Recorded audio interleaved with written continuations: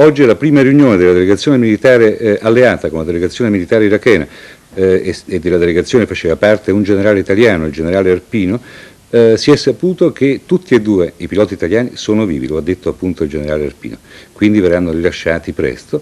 E questa è una bellissima notizia perché di Cocciolone non si sapeva più niente dopo quelle terribili apparizioni televisive, ve le ricorderete, mentre di Bellini non si era mai saputo nulla. Bene, notizia arrivata in questo momento, tutti e due sono vivi.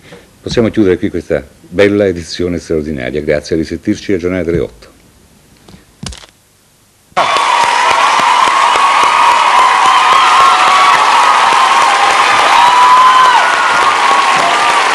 E io credo che dopo tante settimane di angosce che abbiamo vissuto anche noi qui a Domenica Inn con i continui telegiornali e le brutte notizie, dopo il cessate il fuoco di questa settimana e la notizia che ci ha dato Paolo Fraiese in questo momento, saremo retorici ma possiamo dire siamo felici, possiamo ridare la linea a Sanremo ad Albano e Romina Power che hanno portato fortuna in questo momento perché è iniziata la loro canzone, è arrivata questa notizia bomba splendida. Albano! Ho i brividi, Gigi! Bella, Albano! È una notizia che mi lascia senza parole. E non potevano che darla in un momento italiano come quello di Albano e Romina Power.